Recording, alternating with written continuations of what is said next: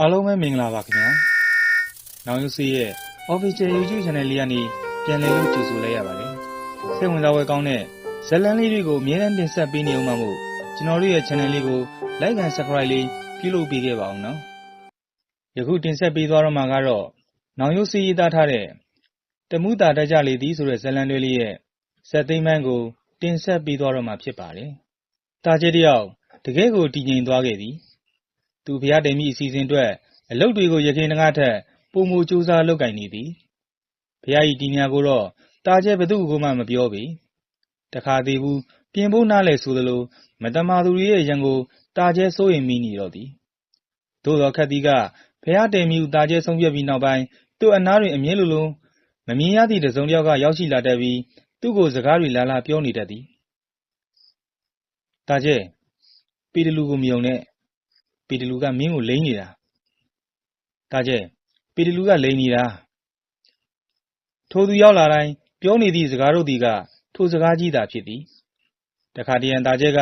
ထိုသူကိုအော်ငေါက်လွှတ်လိုက်လေ၏အော်ငေါက်ခံရပါမူထိုသူသည်တာကျဲအနားကနေထွက်သွားတဲ့ပြီးနောက်2ရက်3ရက်နေလျင်ပြန်ရောက်လာတတ်ပြန်သည်ပြီးရင်ထိုစကားကိုသာတပံပြန်ပြောနေတတ်ပြန်တော့၏ကြာတော့တာကျဲမှာထိုသူကြောင့်အိတ်ချိန်မရတော့ညဘက်တွေထိုသူကရောက်လာပြီးတာကျဲအနားကနေထိုစကားကိုသာတက်ဖန်တလဲလဲပြောနေတတ်သည်တာကျဲပြန်မိတော့လဲတုံ့ပြန်ဖြေလာတဲ့ငါမရှိပေတစ်ဖက်ကသူပြောနေသည့်စကားကိုသာအကျဉ်းချင်းရေရွတ်နေလေတော့သည်တခုသောညစီတွင်တော့တာကျဲအိမ်မက်ထဲ၌ပေတလူကိုတွေ့ရလေသည်အိမ်မက်ထဲတွင်ပေတလူကဟေးတာကျဲငါနင့်ကိုအဆောင်ပစ္စည်းလာပေးတာရော့ဒီပစ္စည်းလေးတွေကိုဆောင်ထားမကြခင်ဖျားတယ်ပြရနဲ့နင့်ရဲ့ဝေကျွေးတွေကြည်တော့မယ်ဒီအတော်တွင်နင့်ကိုတခြားအမှောင်ပယောဂတွေဝင်ပြီးမဟုတ်တာတွေလုပ်ခိုင်းမှဆိုလို့ဒီဟာကိုငါလာပေးရတာပဲဒါကိုစွတ်ထားရင်နင့်အနားမှာကောင်းတဲ့သူတွေပဲရှိနေလိမ့်မယ်ပေတလူပေးသွားသည်ကကြောက်နဲ့ကြီးသာကွင်းထားသည့်လက်စွပ်လေးတစ်ကွင်းတာကျဲအရာကနိုးတော့လက်စွပ်လေးကလက်မှာအခန့်သားရှိနေသည်တာကျဲသူနှစ်ဘေးကအမြဲလိုစကားလာပြောနေသည့်လူအကြောင်းကိုပေတလူထံမေးဖို့ကသတိမရခဲ့ထူးဆန်းသည်ကလက်စွပ်လေးကိုစွတ်ပြီးနောက်ပိုင်းရခင်ကတာကျဲနားထဲမှာအမြဲလိုကြားနေရသည့်စကားအတန်တို့ကိုမကြားရတော့ပေသို့တော်လက်စွပ်ချွတ်သည်နှင့်ထိုအတန်တို့ကရုပ်ကြီးပြန်ပေါ်လာတတ်လေသည်ထို့ကြောင့်ပင်တာကျဲမှာထိုလက်စွပ်ကိုလုံးဝမချွတ်တော့ဘဲအမြဲလိုဝှက်ဆင်ထားလေတော့၏နောက်ထပ်တစ်ခုသောညစီတွင်တော့တာကျဲပေတလူကိုအိမ်မက်ထက်မှတ်ရပြန်သည်တာကျဲနေဖျားတဲ့အိမ်နဲ့တစုံတစ်ယောက်ကိုဝေကျွေးဆက်ရလိမ့်မယ်ငါအရင်ကကြိုမပြောခဲ့တာကအဲ့ဒီပု္ပ္ပာကိုငါအချိန်ယူပြီးတွက်နေခဲ့ရတာမို့ပဲဒါတွေပြီးရင်တော့နေရဲ့ဘဝဝေကျွေးတွေကုန်ပြီလို့မှတ်ပြီးတော့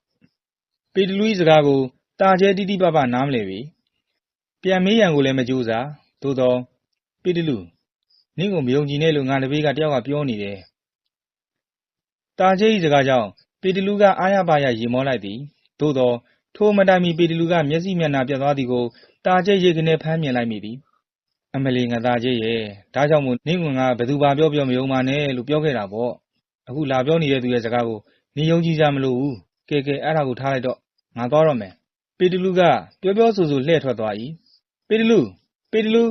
တာကျဲလန်းခေါ်တော်ညာပေတလူကလှည့်၍ပင်မကြည့်တော့တာကျဲတယောက်လေယာလုပ်ငန်းခွင်စီတွင်စူးစားပန်းစားဖြင့်လုပ်ကိုင်နေသည်မှာနှစ်ပတ်လဲခဲ့လေပြီရွာသူရွာသားတို့ကတော့တာကျဲဖျားတယ်မီကိစ္စကိုအချိန်ကြာလာသည်နှင့်အမျှမေ့လျော့ပင်ဖြစ်လာကြရပြီးစိတ်ဝင်စားရှိနေကြသူတွေပင်သိမရှိတော့ပေတာကျဲဖျားတယ်မယ်ဆိုတာလဲတက်ပြီးတတ်တာကာမတကာပါကွာဟုတ်ပါတာကျဲကအရင်လိုမဟုတ်တော့ဘူးတဏှာယူထားတော့အခုများဆိုတာကျဲစကားနှစ်နဲ့စာဖြစ်နေပြီဟဲ့တချို့ကတာကျဲကိုအပြောင်ပြက်စကားအဖြစ်ပြောနေကြ၏သူတို့ကတာကျဲကိုအယုံကြည်မရှိတော့သူတို့စိတ်ထင်ဖျားတဲ့ခြင်းအမှုကိုအလွယ်တကူပြုနိုင်ပြီပင်ထင်နေကြ၏သို့တော့ယုံကြည်နေသူတဦးကတော့ရှိနေသေးသည်ထိုသူကတကြီးဦးမင်းစောကတာကျဲကိုယုံကြည်နေသေးသည်တာကျဲပြောစကားကိုသူကဘယ်သို့ပင်ဆိုအကျွမ်းမဲ့ယုံကြည်နေစေထို့ကြောင့်အများသူငါဘယ်သို့ပင်ပြောသူကတာကျဲဖျားတယ်မိရက်ကိုစောင့်ဆိုင်နေခဲ့လေသည်တာကျဲသရာရွာအနားမှာဖျားနေရာကိုရှိနေတဲ့ကြားမိရတော့ဖျားအောင်ကိုပြန်ကုန်မှဆိုပဲဖျားတယ်မိသတင်းထွက်ပေါ်ပြီး2 နှစ်တာလွန်မြောက်သည့်နွေရာသီလတလတွင်တော့အားလုံးဒီပါမိမိပြောဖြစ်နေသောတာကျဲဖျားတယ်မိကိစ္စကဖြစ်ပေါ်လာခဲ့လေပြီသူတို့ကြေရွာတိုက်နေတကြော ရုတ်တရက်ဖြစ်ပေါ်လာသည့်အခြေအနေကြောင့်လူတို့အော့တောင်းနှင်းဖြစ်ကုန်ကြသည်ယခုတာကျဲရှင်းလင်းနေသည်ဆိုသည့်နေရာကတရာရွာအနားတွင်ဟုသိကြရသည်တရာရွာကလဲမရွာနှင့်300ကျော်ခန့်တွင်ရှိ၏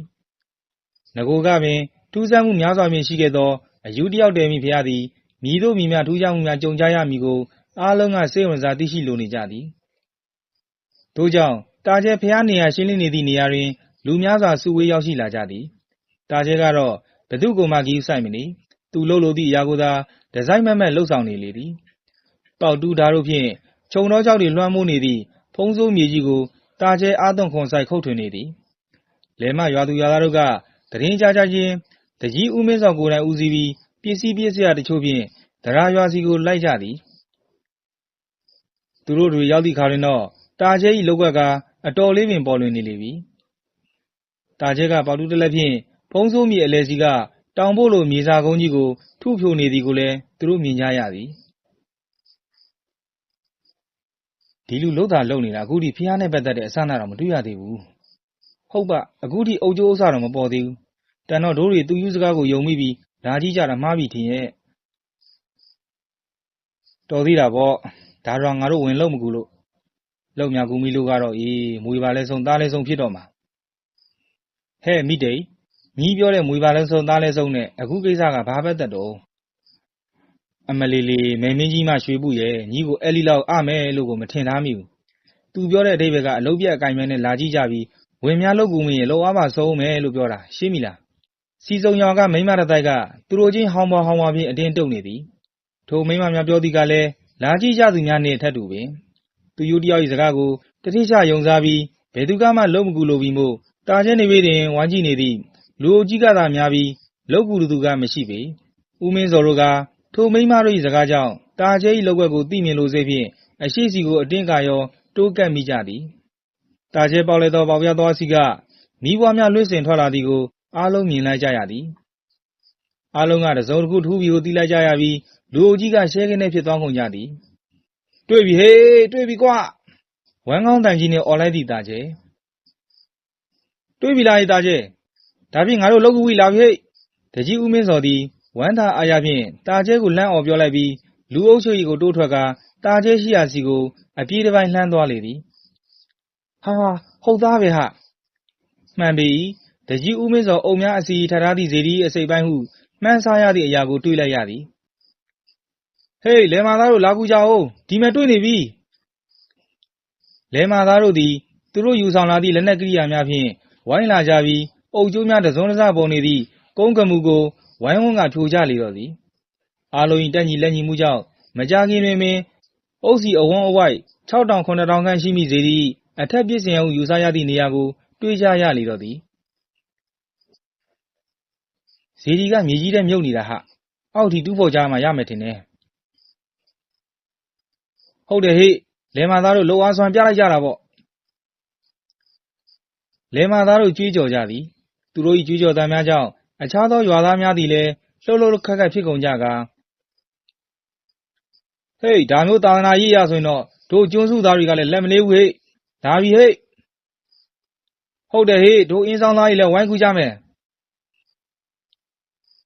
လူအုပ်ကြီးတခဲနဲ့ဖြစ်ကုန်ကြပြီးရရလက်နက်ကိရိယာတို့ဖြင့်ဇေဒီကိုဝိုင်းဖော်ကြလေတော့သည်10 ရက်ခန့်တိုက်နယ်ကျောကကြေးရွာသားတို့တက်ညီလက်ညီဖြင့်ဇေဒီကိုဝိုင်းဖော်ကြသည်မှာအလုံးစုံပေါ်ခဲ့လေပြီတာကျဲကတော့ထိုရက်ပိုင်းတွင်နေရောညပါဖះအနာကမခွာပေရွာသူရွာသားတို့ကလည်းရက်ရွာလူကြီးတို့၏စီမံမှုဖြင့်ဇေဒီကိုမတမာသူရန်ကကာကွယ်နိုင်ရန်အတွက်နေရောညပါအဆောင်ကျက်များရွာစဉ်အလိုက်အလှည့်ကျဆောင်ကျက်စေခဲ့သည်ဇေဒီမှာအထက်ပြည့်စင်နေရာမှထပ်ပိုင်းကျိုးနေသည့်ပုံဖြစ်လေပြီးဇေဒီမှာမြေအတွင်းကို8000ကျော်ခန့်မြုပ်နေခဲ့၏မြည်သည့်ခေတ်ကာလကတည်ခဲ့သည်ဆိုတာကိုတော့ဘယ်သူကမှမှန်းဆ၍မတတ်ကြပြီဇေဒီနှင့်အနီးတစ်ဝိုက်တွင်ထီတော်အပိုင်းစများနှင့်အုပ်ကျိုးအုပ်ပြက်များကိုလည်းတူးဖော်ရရှိကြ၏ထို့အပြင်အစင်းအင်္ဂါမပြည့်စုံတော့သောဉာဏ်တော်1000ခန့်ရှိစင်းတူတော်များကိုလည်းတူးဖော်ရရှိခဲ့ကြသည်ရက်ရွာလူကြီးတို့တရာရွာအတွင်းတွင်ဇေဒီတော်အတွက်အစည်းအဝေးထိုင်ဆွေးနွေးနေကြလေသည်ဇေဒီကတော့တော့ကိုရှေးကြလွန်းနေ ဒါကြောင့်ဒါကိုဒို့တွေကရှေးဟောင်းမွေနေပြုပြင်ထိန်းသိမ်းရေးဗဟိုဌာနကိုအကြောင်းကြားရင်ကောင်းမယ်လို့ကျုပ်တော်ယူဆမိတယ်။တရားရွာကတကြီးဖြစ်သူဦးစံမတီကသူ၏အမြင်ကိုဆို၏။ထိုအခါစီစုံရွာကတကြီးဦးသိမ်းမောင်ကဒါတော့မဖြစ်နိုင်ဘူးထင်တယ်ဗျ။တကယ်လို့သာကျုပ်တို့ကသတင်းပို့လို့အထက်ကဆင်းလာကြပြီးဇေဒီကိုထိန်းသိမ်းပြီးဆိုပါစို့။အဲ့လိုသာဆိုရင်တာကျဲကဇေဒီကိုအလုံးစုံပြန်လည်မွမ်းမံဖို့ရင်းနှီးထားရတဲ့သူဆိုတော့တာကျဲကြောင့်အကုန်လုံးပြဿနာရှုပ်ကုန်လိမ့်မယ်ထင်တယ်။ဟုတ်တယ်ဗျာဦးဖိုးညီပြောတာမှန်တယ်။တာကျဲကကျုပ်ရွာသားဆိုတော့သူ့အကြောင်းကိုအများတကာတဲ့ကျုပ်ကပိုသိတယ်။တကယ်လို့သာဦးစံမတီဆိုသလိုသာအကြောင်းကြားကြည့်လိုက်ကြည့်တာကျဲတကယ်ကိုဆိုးဆိုးရွားရွားတောင်းကြလာလိမ့်မယ်။သူ့အကြောင်းကိုလည်းဒီကတကြီးတို့တွေအားလုံးကြားပြီးသားပဲ။အဲ့ဒီလိုသာဆိုရင်တော့ဘာတွေဖြစ်ကုန်မယ်ဆိုတာဘယ်သူကမှတက်အမပြောနိုင်ဘူးဖြစ်ကုန်ကြလိမ့်မယ်။တကြီးဦးမင်းစော်ကထား၍ကန့်ကွက်လိုက်သည်။ဒါကတော့ဒါပေါ့ဗျာ။ဒါပေမဲ့တကြီးတို့တွေစဉ်းစားကြည့်လေဗျာ။ကျုပ်တို့ကနိုင်ငံတော်ကပြည့်ရထားတဲ့တာဝန်ကိုထမ်းဆောင်နေကြတဲ့သူတွေဆိုတော့နိုင်ငံတော်ပေါ်သစ္စာစောင့်သိရမယ်မဟုတ်လား။ဦးစံမတီကထက်ကွန့်ပြောဆိုလိုက်လေသည်။ထိုအခါတကြီးဦးမင်းစော်၏မျက်နှာသည်တင်းမာသွားလေပြီးဦးစံမတီပြောတာကိုကျုပ်သဘောပေါက်ပါတယ်။မှန်တယ်ဆိုတာကိုလည်းထောက်ခံပါတယ်။ဒါပေမဲ့ခင်ဗျားကဘယ်ခြေနဲ့မှန်တယ်ဆိုကျုပ်ကညာခြေနဲ့မှန်အောင်ပြောပါမယ်။ကျုပ်တို့အနေနဲ့လမ်းမှာပစ္စည်းတစ်ခုကိုကောက်တွေ့တယ်ဆိုပါစို့။ကောက်တွေ့သူဟာသူကောက်ရထားမှန်းဘယ်သူကမှမသိတဲ့ပစ္စည်းကိုပျောက်ရှသူစီပြန်ပေးသင့်မပေးသင့်ဆိုတာဆုံးဖြတ်ခွင့်တော့ရှိမယ်ထင်တယ်။အခုတာကျဲတဲ့ဇေဒီကိစ္စကလည်းဒီလိုပဲလို့ကျုပ်တော့ယူဆမိတယ်။တာကျဲသာတက်အမသိပဲမတူးဖော်ခဲ့ရင်ဒီနေရာမှာဇေဒီရှိနေတယ်ဆိုတာကိုဘယ်သူကမှသိမှာမဟုတ်ဘူး။ကျုပ်တို့ဗုဒ္ဓဘာသာယူဆနေပြောရရင်တကယ်တော့ဒါကတာကျဲနဲ့ဇေဒီရဲ့အကြားမှာအတိတ်ကပဋ္ဌာန်းဆက်ရှိခဲ့လို့သာအခုလိုတူးဖော်နိုင်တာလို့ထင်မိတယ်။ဒါကြောင့်တာကျဲရဲ့ဆုံးဖြတ်ချက်ကိုကျုပ်တို့အနေနဲ့လေးစားရမယ်။ဟုတ်တယ်ဗျပဋ္ဌာန်းဆက်ဆိုတာကိုတော့ကျုပ်တကယ်ထောက်ခံတယ်။ကိုစံမတီရဲ့တာကျဲကဒီဇေဒီကိုမဟုတ်တန်းတရားတော့လုံးမှာမဟုတ်တာ။သူ့ပိုင်ပစ္စည်းတွေနဲ့အပေါ်ကနေငုံအုပ်ပြီးဇေဒီဖြစ်ပြန်တည်ပြီးမဲ့သူပဲဗျာ။တစ်ချိန်လုံးနှုတ်ဆက်နေသောအင်းဆောင်ရွာကတကြီးဦးလာဖေကဝင်ပြောလေ၏။ကျန်ရွာလူကြီးတို့ကလည်းရှေးဟောင်းဌာနကိုအပ်ချင်းထက်တာကျဲအနေဖြင့်ဇေဒီကိုခြုံငုံပြီးအသစ်ပြန်တဲ့ဇေယံကိုသာထောက်ခံကြလေသည်။ဒါပေမဲ့သူတွေ့တာကကျုပ်ရဲ့နယ်ပယ်ထဲမှာဆိုတော့ကျုပ်မှလည်းဆုံးဖြတ်ပိုင်ခွင့်တစ်ခုတော့ရှိမယ်ဆိုတာမမိလိမ့်နဲ့အောင်လေ။ဦးစံမတီကထပ်မံ၍ကန့်ကွက်ပြောဆိုပြန်လေသည်။ထိုအခါစီစုံရွာတကြီးဦးသိမ်းမောင်ကကျုပ်အထင်မမှားဘူးဆိုရင်ဖြင့်ကိုစံမတီ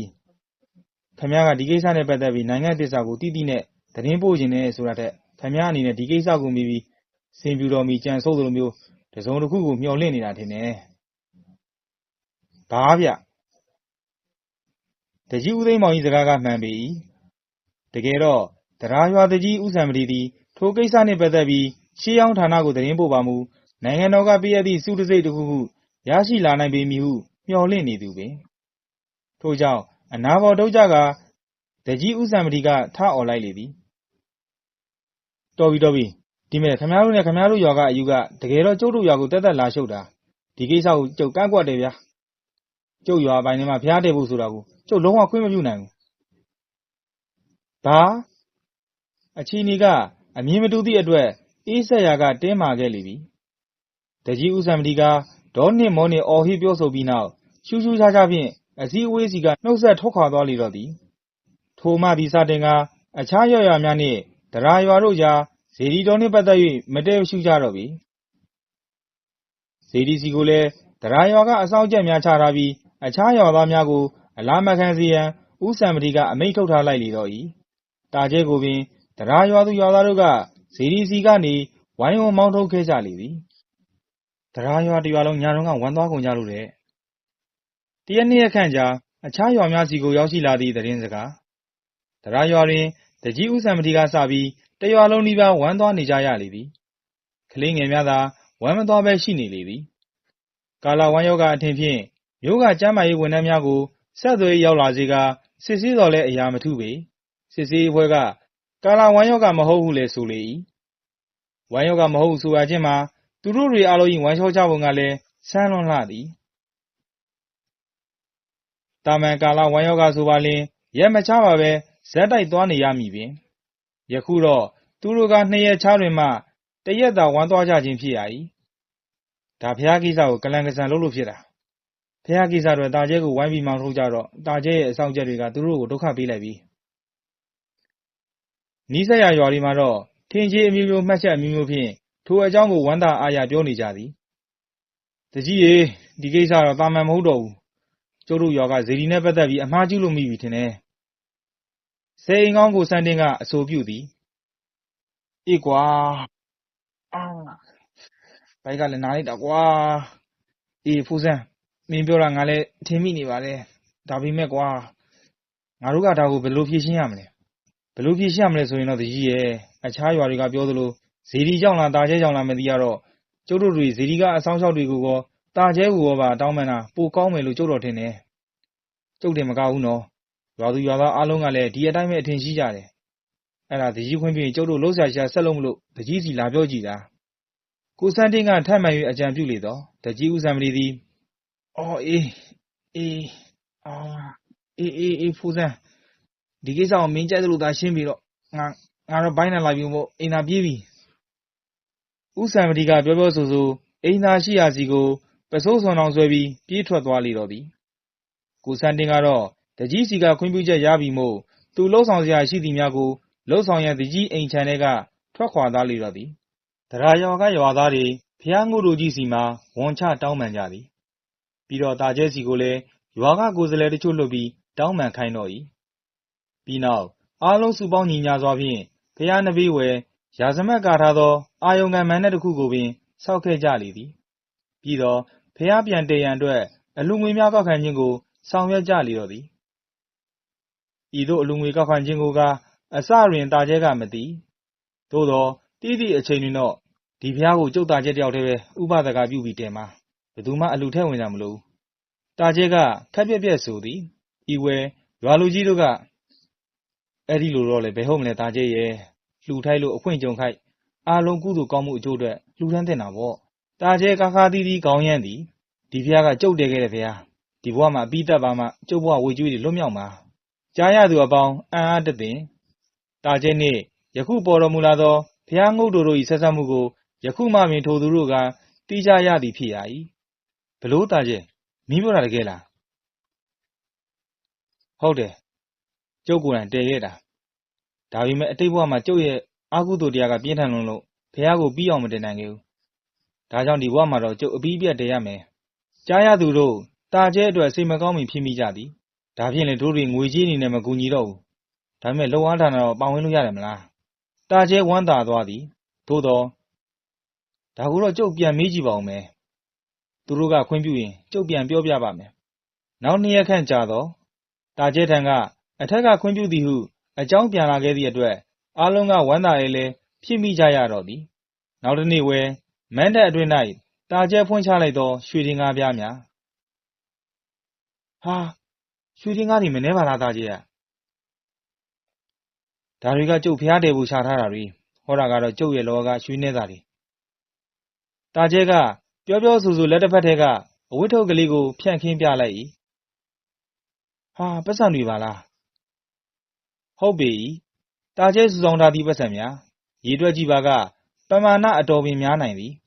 ဒီလောက်ဆိုဖျားတယ်ဖို့လုံလောက်ပြီထင်တယ်ဟာရတာပေါ့ဖျားတယုံနေမဟုတ်ဘူးဒီထက်မကတာတွေတောင်လုပ်လို့ရသေးတယ်ကဲလေဒါဖြင့်ကျုပ်သားကျဲဓာတွေကိုပြန်သိမ်းထားလိုက်တော့မယ်ဖျားတယ်ဖို့အတွက်စတင်မဲ့ရက်ကိုတော့ကျုပ်ပဲအားလုံးကိုပြောပြပါမယ်အခုလောလောဆယ်တော့ကျုပ်အုပ်တွေမှာကိုစီစဉ်လိုက်အောင်မယ်အမလီအဲ့ဒါတော့မှားမနေနဲ့တော့တာကျဲကြီးတို့ရွာသားကြီးဒီနားမှာပဲအုပ်ချင်းတူးပြီးအုပ်ဖို့စီစဉ်ထားပြီဝင်ပြောသူကတရားရွာကြီးတကြီးဥဆံမတီဟာကိုစံတို့ကဒါမှမဟုတ်ကျော်သွားလှပါလားအခြားရွာလူကြီးတို့ကပြောကြသည်တာကျက်ကကဲပါဒါဖြင့်လည်းကောင်းတာပါပဲကျုပ်တော့ပြန်လည်အောင်မယ်ဒီပစ္စည်းနဲ့ငွေတွေကိုတော့တကြီးတို့စီကိုပဲကျုပ်အပ်ထားလိုက်တော့မယ်တာကျဲကအထုပ်များကိုပြန်လဲသိမ်းစီကတကြီးတို့ထံအပ်ထားလိုက်လေတော့သည်အဟုတ်ကြီးလားကွာလဲမနှင့်အတော့ကိုလှမ်းလာသောမြိုင်သာရွာ၏ထမ်းတော်စီမှာထမ်းရည်သမားတစုတစုံတရာအတွက်ဆွေးနွေးနေကြသည်ဟာလှလို့ကအဟုတ်ပါဆိုမှပဲဒါကတလောက်နာမည်ကြီးနေခဲ့တော့မင်းကမသိဘူးလားအေးကြားတော့ကြားမိတယ်မင်းသိရဒါပေမဲ့မင်းပြောမှပဲထဲထဲဝင်သိရတာအေးအခုအဲ့ဒီပစ္စည်းတွေအကုန်လုံးကလယ်မကတာကျဲစီမှာရှိနေတယ်မင်းသိဒါဆိုမင်းရဲ့ဆိုလိုရင်းကထိုအခါနဘေးပင်တစ်ချိန်လုံးနားထောင်နေသောကြော်မင်းကဒါတွေကိုငါတို့ရရင်တဘောလုံးပြောင်းလဲသွားမှလေကွာထိုအခါလှတို့က မင်းကတာကျဲကိုဓမြတိုက်မယ်လို့ဆိုလိုတာလားမင်းသိန်းကခေါင်းရမ်းပြလိုက်လေသည်ပြီးတော့ဆင်းလဲသောအပြုံးကိုပြ၍မင်းပြောတာမမှန်ဘူးတာကျဲစီကဟာတွေကဖះကိုလှူမှားဆိုတော့ဖះပြည်စီဖြစ်နေပြီဒါကိုပြင်မရင်ငါတို့မှားသွားမှာပေါ့မင်းသိန်းဤစကားကြောင့်ကြံနှစ်ဦးမှာငကိုကားတဲ့စိတ်ဝင်စားမှုမြင့်တက်သွားရလေပြီ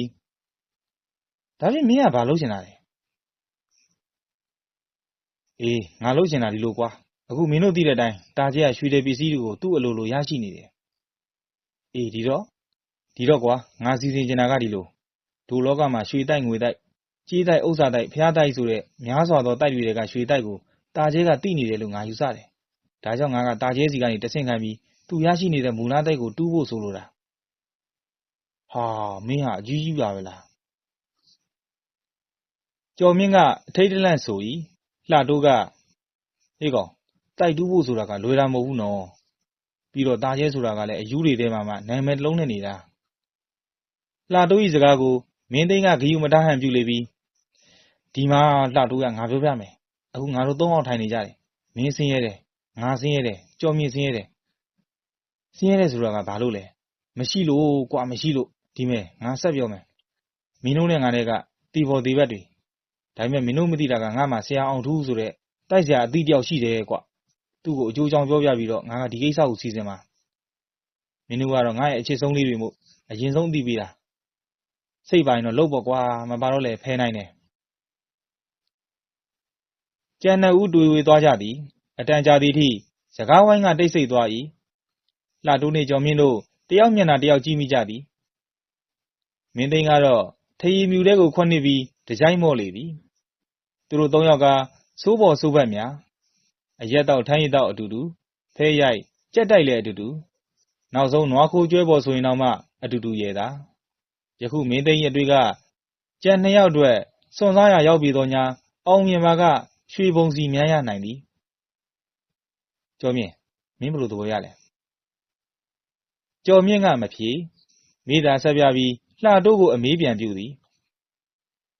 ချမယ်ကွာမင်းသဘောပဲကွာကျန်နှစ်ဦးစီကသဘောတူညီမှုရခဲ့ပြီမို့မင်းသိန်းကတော့ပြုံးနေခဲ့သည်ဒါကျဲမင်းအတွက်နောင်ဖြတ်သန်းမဲ့အချိန်တွေကအန္တရာယ်တချို့ရှိနေတယ်တတိကိုမပြတ်ထားစမ်းငါအခုလုံးမင်းစီကိုလာနိုင်မှာမဟုတ်ဘူးဒါကြောင့်အခုငါတတိပေးတာကိုလုံးဝမမေ့ပါနဲ့ညကအိမ်မက်ထဲဝယ်ပြောလာသည့်ပေတလူကြီးစကားကြောင့်တာကျဲတယောက်ခဏမငြိမ်တယောက်တည်းလက်ထဲတလုတ်ကိုကင်ပြီးခြံဝန်းထဲခောက်တုံးခောက်ပြန်တာကျဲလျှောက်နေသည်ဤအချင်းရာကိုမြင်ရသူအပေါင်းကတော့တာကျဲစိတ်ဖောက်ပြီးဟုသာယူဆမိကြပြီးအနားစီမကပ်ရဲကြပြီခက်ဝေးဝေးကသာအကဲခတ်ရင်ရှိနေကြသည်ဘသူလာမှလဲလာကွာငါ့ရဲ့လက်သုံးတော်ထားကြောင့်သိစေရမယ်တာကျဲတယောက်ကတဖွားဖွားရေယူရင်းခြံထဲလျှောက်နေစေတရင်ကတကြီးဦးမင်းစော်စီကိုရောက်ရှိခဲ့လေသည်ဦးမင်းစော်တယောက်ချက်ချင်းပြပြသလေးဖြင့်တာကျဲထံကိုရောက်လာခဲ့သည်ဟေးတာကျဲဓာကြီးကိုကင်ဘာဖြစ်ညာလဲတာကျဲခြံနားစီကိုအပြေးရောက်လာသည်တကြီးကျုပ်ကိုရန်ပြုမယ်ဆိုတာခမည်းလားဓာဝင်ငါပြောလာသောတာကျဲတကြီးမှာလက်ဖြတ်ရည်သွားရလေက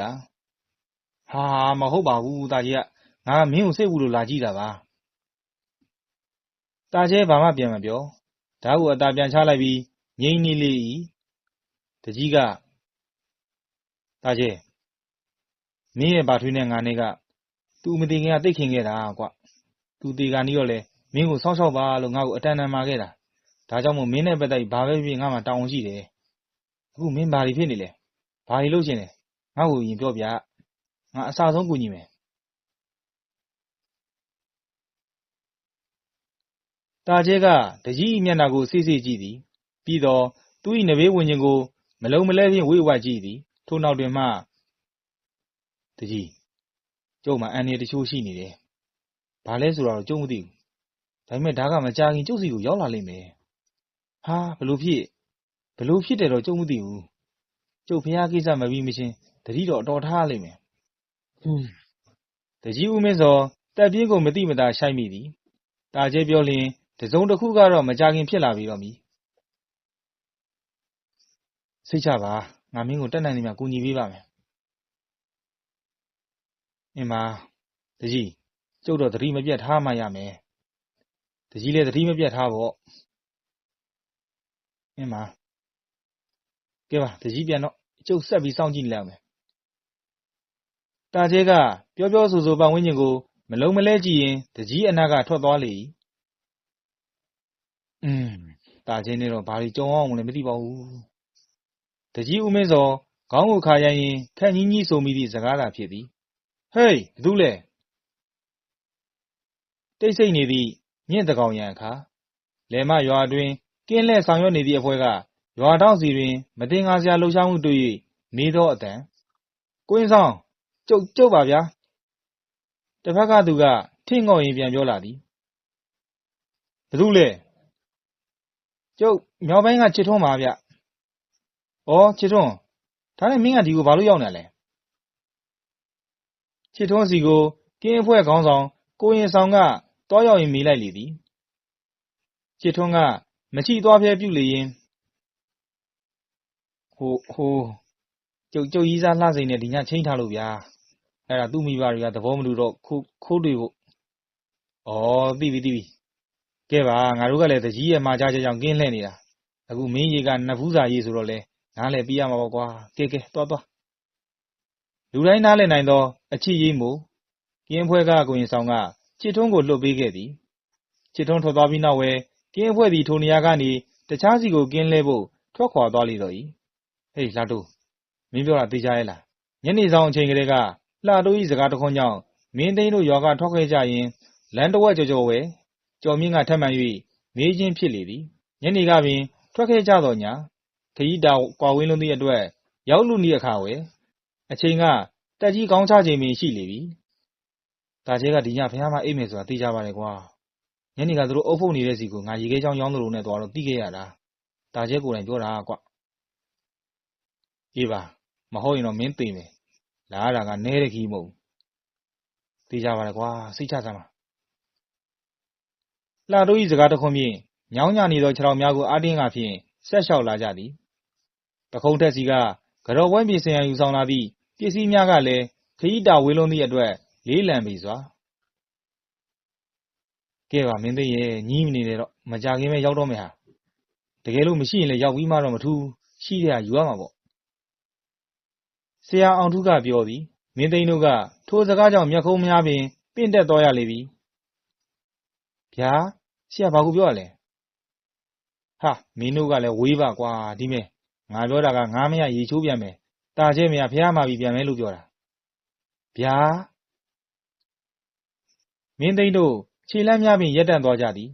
ဆရာအောင်ထုသည်လည်းခြေလမ်းများကိုရက်တန့်ပြီးလှည့်ကြည့်ကာဘာဖြစ်တာလဲ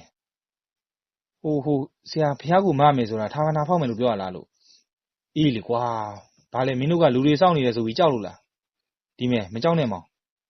ငါမှဆရာသမားအစဉ်ဆက်အသုံးပြုခဲ့တဲ့အိမ်မွေချာနေရှိတယ်အဲ့ဒါနဲ့အိမ်မွေချပြီးကြံတာကိုလုပ်မှာဗောဟာဆရာအဲ့ဒါဆိုကျုပ်တို့ငဲကြီးမှာဗောဗျလှတိုးကဝင်ပြောတော့ဆရာအောင်တို့သည်ဟဲပက်ပက်ရီမော၍တေခတ်တဲ့ကောင်တွေပဲလူမိုက်လို့ပြီးငဲကြောက်ရတယ်လို့ဒီမဲ့ငါပြောပြမယ်ငရဲဆိုတာကကုသိုလ်နဲ့ပြန်ချင်းကြေးသက်ကွဘောမှာမြဲငဲမှာအပါဆိုတဲ့စကားပုံတော်ရှိသေးတာပဲနောက်ဘဝမတိုင်ခင်ဥမတောက်အောင်လုပ်ပြီးတီလာဆောင်လိုက်ရပြီဒါကစကားဖြစ်ပြောတာပါမင်းတို့ကိုသိအောင်ဝီနီနဲ့ညီငါပြောရင်တရင်းနေငါကြားမိသလောက်တာကျဲတယ်မယ်ဆိုတဲ့ဘုရားကဘုရားအရာမြောက်ခဲ့ပါဘူးကွထီးတော်မစင်ရသေးခင်မှာပြိုးကျသွားတာဘုရားဆိုတာကထီးတော်တင်အင်္ဂါရဲ့ဆုံးမှာအနေကစားတင်ပြီးဘုရားသက်ရှိအောင်လုပ်ရတာဒါကြောင့်ပြောရရင်သူ့ကအုတ်ခဲပုံတတ်တာပါပဲကွာဒါကိုငါတို့ဖောက်လို့ငရဲမကြည့်ပါဘူးဟာဆရာအောင်ထွေးစကားကြောင့်မင်းသိန်းတို့၃ယောက်စဉ်းစားကုန်ကြသည်တေချာစဉ်းစားကြည့်ကြစမ်းတကယ်ကိုအုတ်ခဲပုံတတ်တာပါပဲဆရာအောင်ထွေးထမ်းမှန်ရေးဆွဲလီသောစကားကြောင့်မင်းသိန်းတို့တပ်ပြင်းကိုစီချမိကြပြီးမထူးတော့ဘူးဗျာချမယ်ဟေ့ကောင်နေမင်းတို့ရောမင်းသိန်းကယတိပြက်ဆုံးဖြတ်ပြီးလှတိုးတို့ကိုမေးသည်အေးကွာလုံးကြတာပေါ့လှတိုးတို့နှုတ်ဦးစီးကဗျိုင်းလူဖြေသံဆရာအောင်ထုကဝမ်းသာသွားလေပြီကဲဒါဖြင့်လည်းအချိန်မလင့်ခင်သွားကြစို့ထို့နောက်တွင်တော့ လေဦးသာတက်ကြွသောခြေလမ်းများဖြင့်တာကျဲပြဿနာတက်ပြီးထားတော့ဖះကိုမြန်မြန်သွားမနေ့2 နာရီခန့်တွင်ရှိကြပြီတာကျဲတယောက်အိမ်မောကြနေစဉ်အနားကအော်ပြောလာသည့်တစုံတယောက်ကြောင့်လက်နှိုးသွားရလေသည်တာကျဲဖះကိုထာမနာဖောက်နေပြီးမြန်မြန်သွားအတန်ကထက်မှန်၍ထွက်ပေါ်လာသည်ထို့ကြောင့်တာကျဲမှာပြူးပြူးပြပြဖြင့်အိယာနဘေးချထားသောဒလွတ်ကိုဆွဲကင်ကအောက်ကိုဆင်းလေတော့သည်ရွာလေလမ်းအတိုင်းတာကျဲတုတ်ချေတင်ပြေးခဲ့သည်ရွာအထွက်စီအရောက်တွင်တော့လုံယုံရေးအဖွဲ့နှင့်တိုးလေကဟာတာကျဲပါလားဓာကြီးနဲ့ဘာဖြစ်လာလဲဟိဖះကိုထာမနာဖောက်နေပြီတဲ့ဟာတာကျဲကအော်ပြီးပြေးထွက်သွားသည်လုံယုံရေးအဖွဲ့သည်လည်းချက်ချင်းလိုပင်ပြာရာခတ်ကုန်ရတော့၏ဖះငုတ်တို့၏နဘေးကမန်းတက်ထဲတွင်အလှည့်ကျရွာသားများအိမ်မောကြနေကြသည်အမှန်တော့သူတို့ကဆရာအောင်ထူး၏အိမ်ဝှေ့ချမှုကြောင့်အိမ်မောကြနေခြင်းပင်ဖះငုတ်တို့ထက်စီပင်တော့ထာဝနာ၌ရှိရာစီကိုတူးဆွနေကြသောမင်းသိန်းတို့ဆရာအောင်ထူးကတော့ဖះငုတ်တို့ကိုလှည့်ပတ်လျှောက်ကဗဇက်ကဂါရာများတဖွာဖွာရွတ်ဆိုနေသည်ဖះငုတ်တို့၏အရှိဘက်စီတွင်တော့အုံသီးငပြောသီးများဖြင့်ပြုတ်လုထားသည့်ကြော့ဝဲများဖျောင်းနိုင်များထွန်းထားသည်ကလည်းထိန်ထိန်ကြီးနေသည်လာတို့အားဆိုင်ပါဟဒါဖြင့်တို့တွေချမ်းသာပြီတူးဆွနေရင်အုတ်ချက်ကိုကလော်ထုတ်နေသည့်လှတိုးကိုမင်းသိန်းကအားပေးသည်အေးကွာအားတော့ဆိုင်နေတာပဲလက်တွေကလည်းပေါက်ပြေးနေပြီသွေးတောင်ထွက်နေပြီလှုပ်ဆမ်းပါကွာငါတို့လည်းမင်းနဲ့အတူတူပါပဲအားတင်းတာတကယ်သုံးဦးသားအပြန်လန်အားပေးကြရင်အုတ်ချက်များကိုတူးဆွနေကြသည်ဟာပွင့်ပြီထာမနာလိုက်ပွင့်ပြီမင်းသိန်းတို့ဝမ်းသာအာရအော်ကြသည်အထဲတွင်ဝင်းလက်နေသောရွှေတယ်တချို့ကိုသူတို့တွေ့ကြရသည်ပွင့်ဘာတွေ့လဲတွေ့ရမြန်မြန်ယူဒီဖះကအဆောင်ချက်များတယ်ငါဒီကနေလှုပ်လို့မရဘူးမြန်မြန်လှုပ်ကြဆရာအောင်ထူးကပြောပြီးဂါရာများကိုပြန်ရုပ်ကဖះငုတ်တို့ကိုလှင်မြန်စွာပတ်နေသည်မင်းသိန်းတို့သည်ဝမ်းသာအာရဖြင့်အပေါက်ကိုထပ်ချဲ့လေပြီးအထဲကိုဝင်ရန်ကြိုးစားကြလေသည်ထိုအခါအမှောင်ထဲကနေဆရာအောင်ထူးစီရိတ်ခနဲပြေးဝင်လာသောအရေးတစ်ခု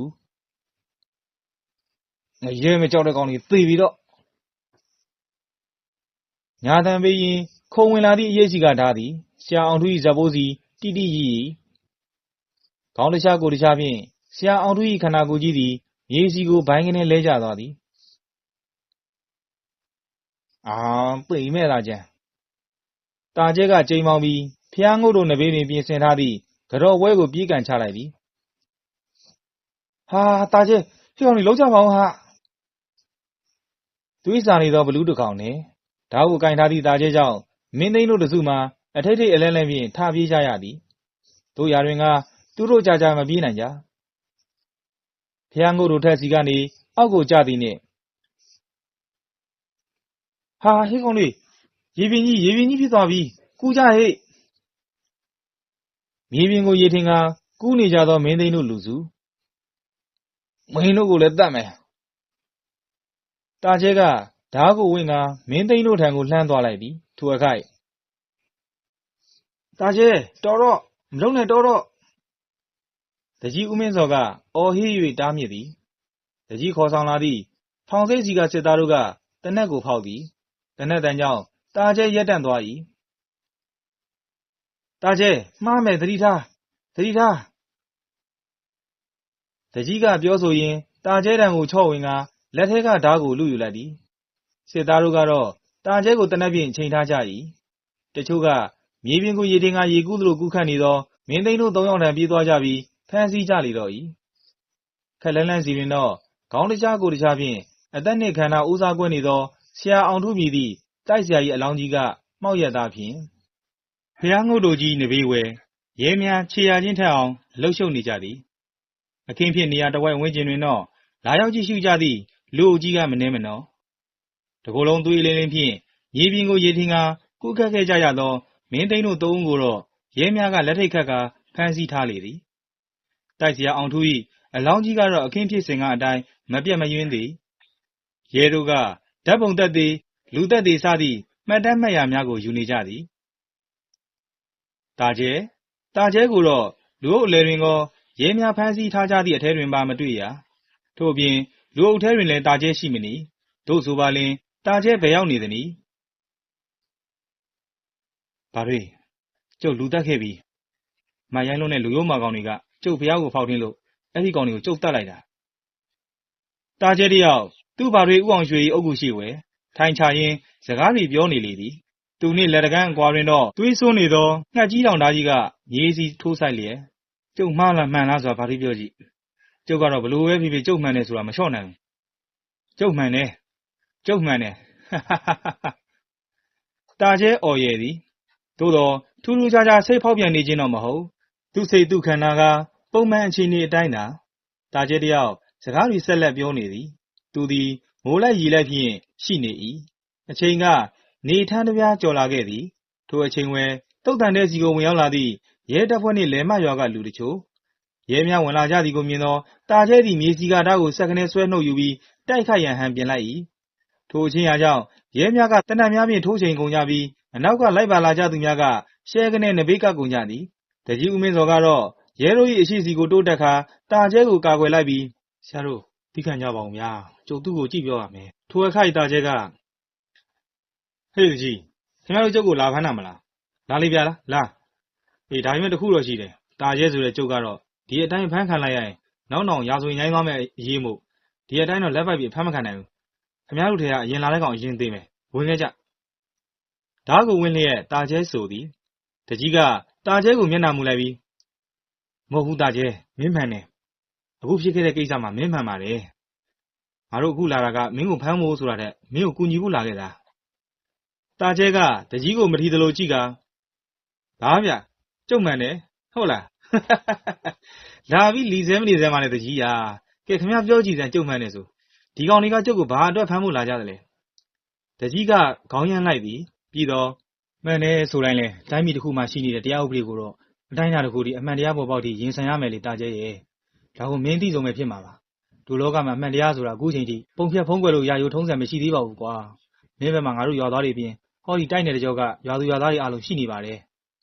ငါတို့ကလည်းမင်းတို့အမှန်တရားကိုပဲထုတ်ဖော်ပြောပြမှာပါတာကျဲမျက်နှာယော့သွားသည်တကြီးစကားကြောင့်စိတ်ပြောင်းလဲသွားဟန်ပင်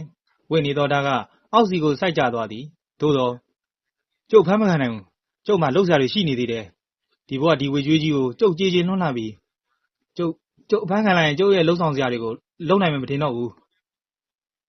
ထူးထူးခြားခြားတာကျဲမျက်ဝန်းတွေကဆွေးမြေ့ရီမောင်လျက်စကားတို့ကလေးကန်ကတလုံးတစားမဟုတ်ဘူးတာကျဲမင်းတို့လွတ်မြောက်ဖို့အခွင့်အရေးရှိပါတယ်တကြီးအာမခံနိုင်လားတာကျဲကမျောလင်းတကြီးဖြင့်မေးသည်ထိုအခါရဲများထဲမှအရာရှိဖြစ်သူကဝင်ရောက်၍ဒီအတွက်တော့ကျွန်တော်အာမခံပါတယ်ကိုတာကျဲတာကျဲမျက်ဝန်းဝယ်မျောလင်းချက်အယောင်တချို့ဖြတ်တန်းသွားလေသည်ရဲအရာရှိကဆက်လက်၍ကျွန်တော်ကျင်လည်ခဲ့တဲ့ဥပဒေလောကရဲ့အတွေ့အကြုံရကိုတာကျဲအခုကိစ္စမှာတည်ရည်လွတ်နိုင်ခြင်းအများကြီးရှိပါတယ်ကျွန်တော်လည်းတကြီးတို့ရွာသားတွေနဲ့အတူကိုတာကျဲဘက်ကနေရှိနေပြီမှာပါကျွန်တော်ဆွမ်းသမျှကိုတာကျဲကိုကူညီပါမယ်လို့ကတိပေးပါတယ်တာကျဲခေါင်းကိုင်းဆိုင်ကျသွားသည်အသက်ကိုဖားဖို့ကြီးတစ်ခုနဲ့ခတ်ပြီးရှူရှိုက်နေ၏အပြေတစ်ခုအတွက်ကိုသူအသေးအံဆုံးဖြတ်ရခက်နေဟန်တကြီးနှင့်ကြံသူများအလုံးကတာကျဲ၏အပြေကိုစောင့်စားနေကြသည်ရဲရာရှိကသူ၏အဖွဲ့များကိုချိန်ထားသောတနတ်များရုပ်သိမ်းရန်လက်ဖြင့်အချက်ပြသည်တုတ်တံမြေကြီးတဲကအတံပလန်တို့သည်မိနစ်ပိုင်းခန့်တိတ်ဆိတ်ငြိမ်သက်နေသည်မှာမြေစီသို့အကြသည့်အတန်ကိုပင်ကြားရလောက်အံ့ကျုပ်ခမည်းတော်ကိုယုံကြည်လိုက်မယ်တာကျဲသည်လက်ကဓာတ်ကိုမြေစီသို့ပြစ်ပေါက်ဆိုင်လိုက်သည်ပြီးနောက်သူ၏လက်နှစ်ဖက်ကိုအရှိစီဆန့်တန်းပေးလေသည်ရဲတယောက်ကလျင်မြန်စွာပင်တာကျဲ၏ဆန့်တန်းထားသောလက်အားလက်ထိပ်ဖြင့်ဖြတ်ကနေခတ်လိုက်လေ၏တကြီးတို့ရွာသားများမှာတော့ယခုမှပင်တပ်ပင်းချနိုင်သောညာတာကျဲအတွက်တော့စင်မကောင်းဖြစ်မိနေကြသည်ပြဿနာထမှန်၍ကြီးလာမည်ဆို၏သာတာကျဲကိုတရားဥပဒေတိုင်းဖမ်းဆီးရတော့လဲအားလုံး၏စိတ်ထဲတွင်တော့ဝမ်းနည်းစိတ်ကကဲပုံနေလွန်းလှသည်ထို့အပြင်တာကျဲဆေးပေါက်ပြန်ခဲ့ခြင်းမရှိသည့်ကပင်တာကျဲကောသူတို့အတွက်ပါကံကောင်းခြင်းတစ်ခုပါပဲတကြီးအားလုံးတုတ်တန်စီကနေထွက်ဖို့ခြေရန်ပြင်ညခြင်းတာကျဲကတကြီးအနားရဲ၍ခေါ်လိုက်လေသည်ပြောပါတာကျဲတကြီးစီကလှိုက်ခတ်နေသည့်တုတ်မြန်တံကျန်သူတို့၏အာယုံတို့ကသူတို့နှစ်ဦးထံတွင်သာ ကျုပ်အချိန်တွေထပ်ကြာမှစိုးမိနေတယ်ဒါကြောင့်တကြီးစီမှာအကူအညီတောင်းနေပါတယ်တကြီးကလှက်လိုက်လဲလဲခေါင်းကြီးပြလိုက်၍ပြောပါသားကျဲငါဘာမဆိုကူညီပေးပါမယ်တာကျဲကအနီးကလူအလုံးကိုတစ်ချက်ဝေးဝိုက်ကြည့်လိုက်ကကျုပ်တရားမယ်ဖျားကိုတကြီးကပဲဦးစီးပြီးဆက်တယ်ပြီပါကျုပ်ပြန်လွတ်လာသည်ဖြစ်စေမလွတ်လာခဲ့သည်ဖြစ်စေဖျားကိုအောင်မြင်နဲ့ထီတော်တင်ပေးပါပြီးရင်ဒီဖျားနဲ့ပဋ္ဌာန်းဆက်ရှိခဲ့သူတိုင်းကိုရည်ရွယ်ဖိတ်ကြားပြီးအမြတ်တမ်းပေးဝေပါဒီကိစ္စကိုကျုပ်ကိုကူညီပါတကြီးတာကျဲကိုကြည့်၍တကြီးအပါဝင်အားလုံးမျက်ရည်ဆိုးရကြပြီရဲများမှလည်းစင်မကောင်းဖြစ်မိကုန်ကြ၏ငါကူညီမှာပါတာကျဲရဲ့ငါတွေမကောက်ဘူးဟောဒီတိုက်နေတဲ့ကြောဝသူတွေအားလုံးကမင်းအတွက်ရဲရဲရောကိုကူညီပေးကြမှာပါတာကျဲစိတ်ချသွားဟန်ဖြင့်ခေါင်းကိုညှိလေသည်ပြီးတော့ဆက်လက်၍စကားကိုမဆိုတော့ဘဲနေရာကနေထွက်သွားခဲ့တော့သည်အချိန်ကာလတို့တရွေ့ရွေ့ဖြတ်တန်းခဲ့ကြသည်တကြီး6ယောက်၏ဦးစီးဦးဆောင်ပြုမှုဖြင့်ရွာ6ရွာ၏ရွာသူရွာသားတို့၏ဆက်လက်တည်ထားမှုကြောင့်တာကျဲ၏ဘုရားကြီးတီကအတော့ကိုပင်ရုပ်လုံးပေါ်လာခဲ့လေပြီဘုရားကြီးမတဲမီပြဿနာတစ်ခုကလည်းဖြစ်ခဲ့သေးသည်ရှေးဟောင်းသူဒေသနာဌာနစီကိုဘယ်သူကဆက်သွယ်လိုက်သည်မသိဘဲစစ်ဆေးအဖွဲ့တို့ရုတ်တရက်ရောက်ရှိလာခဲ့ကြသည်စစ်ဆေးချက်အရဘုရားကြီးတည်ခဲ့သည့်အချိန်ကာလမှာဗကံခေအရှိထက်ကိုပင်စောလွန်မကစောလွန်နေခဲ့သည်ဟုသိရ၏ဤကခန့်မှန်းအဖြေရတာတိကျသောအဖြေကိုကမရရှိကြပေသို့သောစစ်ဆေးအဖွဲ့ကဘုရားကြီးကိုအမွေအနှစ်ဖြင့်ဆက်ထားရန်ဆိုသည်တို့ရာတွင်တကြီးနှင့်ရွာသူရွာသားတို့ကတာကျဲ၏အကြောင်းနှင့်ဘုရားကြီး၏ဆက်ဆက်မှုအကြောင်းကိုပြောပြကြကာဆက်တယ်ခွင့်ကိုအပြည့်အစုံတောင်းဆိုကြရမှသာစစ်ဆေးအဖွဲ့ကအထက်စီဆက်လက်မတင်တော့ဘဲတွေးရှိချက်ကိုဖုံးကွယ်၍ဆက်လက်တယ်ခွင့်ကိုပေးခဲ့ကြတော့သည်ဘုရားကြီးစီကဌာပနာကိုဖောက်ထွင်းကြသောမင်းသိန်းတို့3ယောက်ကတော့ထောင်ဒဏ်9နှစ်စီပြစ်ဒဏ်ပေးအမိန့်ချပြီးခဲ့လေပြီတို့ရာတွင်ထူးဆန်းလွန်းသည့်အဖြစ်ကမင်းသိန်းတို့မှဖမ်းခံရပြီးတရားရင်ဆိုင်ရခြင်းတို့တွင်အကောင့်တိုင်းရှိနေကြတော့လဲပြစ်ဒဏ်ကြခံရန်ထောင်စီတို့ရောက်ရှိပြီးနောက်3ယောက်စလုံးယူနှမ်းသလိုမျိုးဖြစ်ကုန်ကြကာမကြမီဝဲအိယာထဲ၌ပင်တေဆုံးခဲ့ကြလေသည်သူတို့၏တေဆုံးမှုကအဖြေရှာမရခဲ့ကြထိုအဖြစ်ပြက်များဖြစ်ပွားနေခြင်းဝဲတာကျဲမှာတော့တရားရေးရင်ဆိုင်လျက်သာရှိနေခဲ့သည်အမှုကလူသက်မှုအမှုအကြီးဖြင့်ရှင်းလင်းလာတော်ညာဖမ်းဆီးထားလေသည့်တရားခံတာကျဲကရှုပ်ထွေးလွန်းလာသည်တာကျဲသည်စိတ်မနှံ့သူအဖြစ်အများကသိထားကြသည်သူထံတွင်ဆေးကုသထားသောတပ်တွေမှတ်တမ်းများတို့ကလည်းအစုံလင်ရှိနေခဲ့၏ထိုတပ်တွေမှတ်တမ်းများကိုစ조사ရှာဖွေကတင်ပြသူကတာကျဲကိုဖမ်းဆီးလေသည့်ရဲအုပ်သားကျော်ပင်ရဲအုပ်သားကျော်သည်တာကျဲအမှုကနေလွတ်မြောက်ရန်အစွမ်းကုန်စ조사ပေးလေ၏ထို့အပြင်နောက်ထပ်တပ်တွေတပ်ကာရအဖြစ်ရွာသားကြီးစိတ်ကျမ်းမာရေးဆေးရုံစီကိုဆက်သွယ်ကာပင်တာကျဲ၏ဆေးရုံစီရောက်ရှိစဉ်ကမှတ်တမ်းမှတ်ရာများကိုပင်ရှာဖွေတင်ပြခဲ့၏ထိုအတွက်ကြောင့်တာကျဲမှာအမှုကနေတရသေးလွတ်မြောက်ရန်အခွင့်အရေးများစွာရှိခဲ့ပြီပင်တို့ရာတွင်ထူးဆန်းလွန်းနေသည့်အဖြစ်ကတာကျဲသည်ဖမ်းဆီးခံရပြီးနောက်ပိုင်းကတည်းကတရားရေးရင်ဆိုင်နေရသည့်အချိန်ထိစိတ်ဖောက်ပြန်ခြင်းအလင်းမရှိခဲ့တာကျဲတိုးတိမ်လွန်သောခေါ်သံကအိမ်မောကျနေသောတာကျဲ၏နားစီကိုရိုက်ခတ်လာသည်တာကျဲငါပေတလူပါမင်းလွတ်မြောက်မယ်ဆိုတာငါလာပြောတာအခုဆိုရင်မင်းနားမှာရှိနေတဲ့အတိတ်ဘဝကရန်ညှိုးရှိခဲ့ပူကြတဲ့အဖြတ်မှောင်ကောင်တွေကမင်းနားမှာရှိမနေတော့ဘူးပြီးတော့ထပ်ပြောလိုတာကဒါတွေပြီးသွားရင်မင်းနဲ့ငါနဲ့ဒီချိန်တွေ့ပြီးရင်နောက်ထပ်တွေ့ဖို့အခွင့်အရေးကအလွန်နှဲသွားပြီဒါပေမဲ့တွေ့နိုင်တဲ့နည်းကိုတော့ငါပြောပြခဲ့ပါမယ်အဲ့ဒါကတော့ဝိဇ္ဇာလမ်းကိုရှောက်လန်းဖို့ပါပဲအကျိုးရှိရင်အကြောင်းရှိသလိုဆန်ထားခြင်းအကောင့်တွေဖော်လို့ရပါတယ်မင်းစီမှာအခြေခံအုပ်မြစ်ကရှိနေခဲ့ပြီးအမှုအတွက်ကတော့ဘာမှမပူနဲ့နောက်တစ်ပတ်နေမင်းလွတ်ပြီဒီကလွတ်ပြီးရင်တော့မင်းရဲ့ဝေချီကြကုန်ပြီပေါ့ကွာကဲဟေ့ငါနှုတ်ဆက်တယ်ငါမင်းကိုမျှော်နေမယ်ဟေ့ပေတလူ၏အတန်ပြောက်သွားသည်နှင့်တာကျဲမှာအိတ်နေရက်ကဘုံကနေထားထိုင်မိလေပြီးအခန်းချင်းထဲကိုလှည့်ပတ်ကြည့်လေကပေတလူဟုအော်ဟစ်ကခေါ်လေတော့သည်1345ခုနှစ်တပေါင်းလာပြည့်နေ့အခါသမယနနက်စောစောအချိန်ဝဲတာကျဲဒါယကပြုခဲ့လေကတကြီး6နှစ်ရွာသူရွာသားတို့လောအားဖြင့်တီထားခဲ့သည့်ဝေကျွေးတော်ပြေရွှေဖုံးပွင့်စီတော်မြတ်ကြီးအားထီတော်တင်လူပွဲအခါမင်္ဂလာရှိသောနေလူနေမြတ်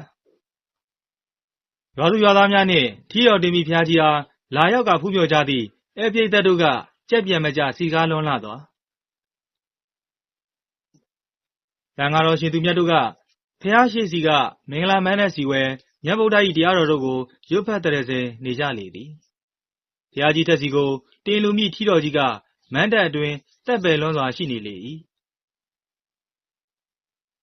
တကြီး6ဦးကဘုရားကြီးကိုခက်လန်းလန်းစီကနေရီဝေသောအကြည့်တို့ဖြင့်ကြည့်နေကြသည်တာကျဲတရင်ရောဘာထူးသေးလဲကိုမင်းစောအင်းဆောင်ရွာတကြီးမေးမြန်းမှုကြောင့်တကြီးဦးမင်းစောတက်ပြင်းကိုချလေကမနေ့ကနောက်ဆုံးရင်းချင်းလေးတော့ကြားတယ်အစားကတော့ကြုတ်သွားမလို့ပဲဒါပေမဲ့တာကျဲမှာထားတဲ့စကားရဘုရားကိစ္စကိုပဲဦးစားပေးပါဆိုလို့ကြုံမသွားပြစ်လိုက်ဘူးဒါဖြင့်တာကျဲရဲ့ချင်းလေးကိုဘာဖြစ်တယ်ဆိုတာမသိရသေးဘူးပေါ့ဟုတ်တယ်ကျုပ်ဒီထီးတင်ပွဲကြီးပြီးမှပဲရဲအုပ်ကြီးစီသွားပြီးမေးမြန်းရတော့မယ်ဒါပေမဲ့ဗျာမနေ့ကရုံးချင်းမှာတာကျဲကဒီနေ့အထိပြန်မရောက်လာနိုင်ဘူးဆိုတော့သူ့အတွက်အချင်းကြီးမကောင်းနိုင်တော့ဘူးတကယ်ကိုစိတ်မကောင်းဘူးဗျာတကြီးဦးမင်းစောဤညီးတန်ကြောင့်ကျန်သူများသည်လည်းတက်ပြင်းကိုစီချမိကြလေသည်မြန်းတွေဖြင့်ရန်ထားသောရွှေစီတီတော်ကြီးကိုအဝေးကပင်ဖူးမြင်ရနိုင်လေသည်ရွှေထီတော်ကိုတင်လူတော်မြင့်အချိန်ကြာရောက်လေပြီမို့အဝိဖြူကိုဆင်မြန်းထားသည့်ဥပဒကများနတ်ဝိဆုံကိုဆင်မြန်းထားကြသူတို့သည်ကထီတော်ကြီးကိုပင့်ဆောင်လာခဲ့ကြသည်တကြီး6ဦးသည်လည်းထီတော်တင်လူရန်ဆရာတော်ကြီးများကိုပင့်ဆောင်၍မြန်းများထက်ကိုစီစဉ်ထားသည့်လေကားကတဆင့်တက်နေကြလေ၏ဟမ်ကိုမင်းစောဟိုကဘာလဲကြည့်ပါဦးဗျဒရာရွာတကြီးဦးစံမထီစကားကြောင့်တကြီးဦးမင်းစောလှမ်းကြည့်လေသည်အဝေးခလန်းလန်းစီကလှဲလန်းချောင်းအတွင်ဖုန်ထောင်းထောင်းထအောင်အပြင်းမောင်းနေလာသည့်ဆိုင်ငယ်တစီမော်တော်ဆိုင်ငယ်တစီပဲဗျပုံကြည့်ရတော့တခုခုရေးကြည့်လောက်အောင်ပဲဘာလဲတော့မသိမကြပါဆိုင်ငယ်သည်ဇေဒီတော်၏ပရဝုံအတွင်းကိုဝင်ရောက်လာလေ၏ညာပြလာသောလူအုပ်ကြီးကိုလမ်းဖေရန်ဆိုင်ကယ်ကဟွန်းတီးလိုက်လေသည်ဆိုင်ကယ်မောင်းသူကမျက်နှာတစ်ခုလုံးကိုအုတ်ထုတ်ကြီးစောင်းထားသည်မို့မမြင်ရပေသို့သောဆိုင်ကယ်အနောက်ကထိုင်လိုက်လာသူသည်ကဘာမှမစောင်းထားထိုသူကိုအားလုံးမြင်ကြရလေတော့ဟာတာကျဲဟေအဲ့ဒါတာကျဲပြောင်းလာပြီဝမ်းသာအားရရေရုပ်တံများကတခဲနဲ့လူအုပ်ကြီးကလှုပ်လှုပ်ရွရွဖြစ်ကုန်ကြသည်ပြီးနောက်အကုန်လုံးတန်တော်ဖြင့်ဆိုင်ကယ်၏အနောက်ကနေလိုက်ကြည့်ကြသည်ဖះချီတော်ရင်ရောက်သောဆိုင်ကယ်ရက်လေသည်တာကျဲကဆိုင်ကယ်တက်ကနေတီတီငြိမ်ငြိမ်ပင်ဆင်းသက်လာလေပြီးသူ၏ဇေယီတော်မြတ်ကြီးကိုကြည်နူးရွှင်ပြသောပီတိအဟုန်ဖြင့်လက်အုပ်ချီဖူးမြော်လေသည်ဆိုင်ကယ်မောင်းလာသူကတော့ရဲအုပ်သားကျော်ရဲ့သာတာကျဲအပေါ်တက်ခဲ့ထီတော်ကိုမင်းကူနိုင်လှူလို့ရပြီတာကျဲဝမ်းသာသွားသည်ပြီးတော့ဇေဒီတော်တက်စီကိုအမြန်ဆုံးတက်ရောက်လေ၏ထို့နောက်တွင်တော့ထီတော်တင်လူချင်းအမှုကိုဆရာတော်ကြီးများ၏ဩဝါဒအတိုင်းလိုက်လံဆောင်ရွက်လေတော့သည်ထီတော်တင်လူချင်းအမှုပြီးဆုံးလေခဲ့သည်ဆရာတော်တန်ဃာတော်တို့ကဇေဒီတော်၏ရင်မြစ်တက်စီ၌အနေကစားတော်တင်တော်မူကြလေသည်အားလုံးပြီးဆုံးသောလှူဒန်းမှုအစုစုတို့အတွက်ရေစက်ချကအမျှတဲပေးဝေကြပြီးချိန်ကြည်လင်လာသောကောင်းကင်စီ၌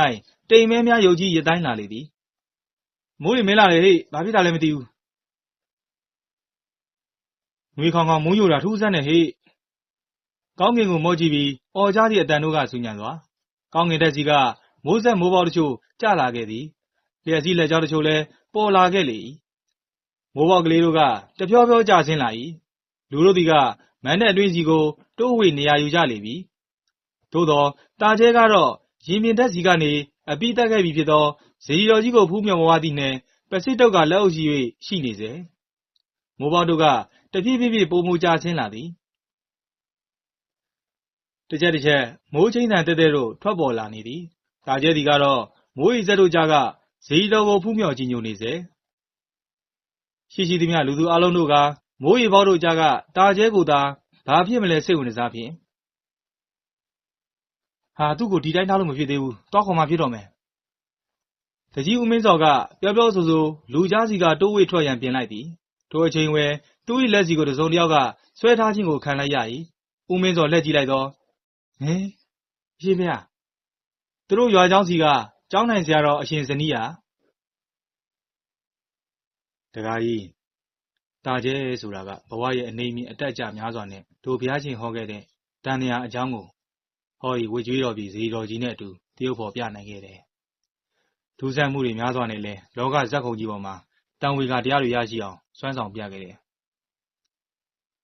ခုနေတော့သူ့ဘဝသူ့အခြေအနေဟာကံစီမံရာအတိုင်းဆက်ဖြစ်သွားပါလိမ့်မယ်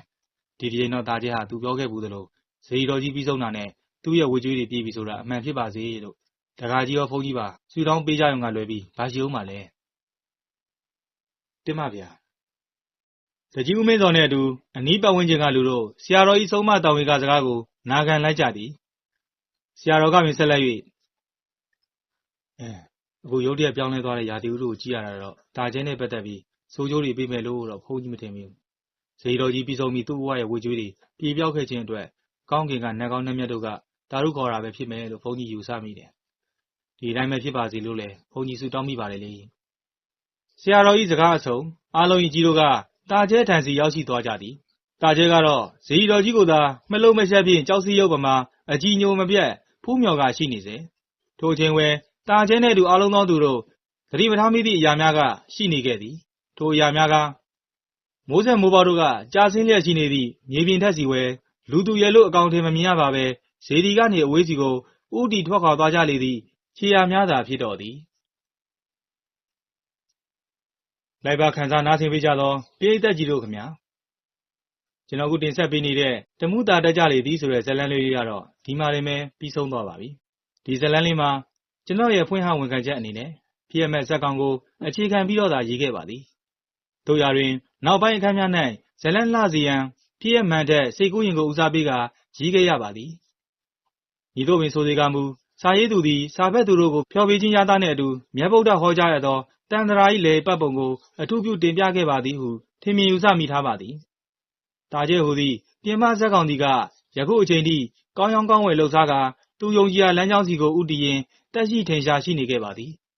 စာဖက်သူတို့ကတာကျဲကိုမြင်ဘူးလို့၍ပုံတောင်းခြင်းများရှိခဲ့ပါသည်သို့သောစာရေးသူသည်ဇာတိရွာကိုမရောက်ခင်မှာနှစ်အတော်အတန်ကြာခဲ့ပြီဖြစ်ပြီးတွားရန်လည်းလမ်းကြောင်းမသိခဲ့ပါလွန်ခဲ့သောနှစ်များကတာကျဲကဲ့သို့ပင်အလွန်ထူးဆန်းသည့်လူတဦးကိုစာရေးသူဆုံးခဲ့ပူးပါသည်သူ၏ရုပ်သွင်းဟန်မှန်ကတာကျဲနှင့်လွန်သွားတူပါ၏ယနေ့အချိန်စာဖက်သူများပုံတောင်းချိန်ဝဲအနည်းဆက်ဆုံးဖြစ်အောင်သူ၏ပုံကိုရိုက်ယူကာပြသရန်စူးစမ်းကြည့်ခဲ့သေးတော်ညာထိုသူသည်သူနေထိုင်ရာစီကပြောင်းရွှေ့သွားခဲ့ပါသည်တို့အတွက်စာဖက်သူတို့ကဆန္ဒအားမဖြည့်ဆည်းပေးနိုင်ခဲ့သောကျွန်တော်အားခွင့်လွှတ်နားလည်ပေးကြပါခင်ဗျာဤတမှုတာတက်ကြလေသည့်စာမှုကိုစာရေးချိန်မှယနေ့အချိန်ထိ3 လနီးနီးကြာခဲ့ရပြီးစတင်ရကြာခဲ့တော်ညာအားပေးမပြတ်ခဲ့သောစိတ်ရှည်တိခန့်ကစောင့်မျှော်ပေးခဲ့ကြသောစာဖက်သူညီကိုမောင်နှမများနှင့်ဦးလေးတော်ကြီးကြီးတို့အားလုံးကိုကျေးဇူးတင်ရှိစွာဖြင့်ဤစာမှု၏ဝန်ခံချက်စီကပဲလေးစားဥညွတ်အပ်ပါသည်ခင်ဗျာစာပေဟူသည်မြည်သည့်စာပေအမျိုးအစားမဆိုဘေးနှင့်ဆေးဟူ၍ရှိခဲ့ပါသည်ကျွန်တော်စာမှုတွင်ဆေးပြည့်စေသောအရာများပါဝင်တဲ့ကဲ့သို့အစိတ်တောက်များလည်းပါဝင်နိုင်ရ၏တို့ရာတွင်ကျွန်တော်၏ဝန်ခံချက်ကိုဖတ်ကြည့်ခြင်းဖြင့်ထိုအရာတို့ကိုသုံးသပ်နိုင်ကြပါကုန်အဆုံးထိခန်းစားနားဆင်ပေးတဲ့အတွက်အားလုံးကိုကျေးဇူးတင်ပါတယ်ခင်ဗျာနောက်ထပ်ဇာတ်လမ်းလေးတွေမှာလည်းပြန်လည်ဆုံတွေ့ကြပါစို့နော်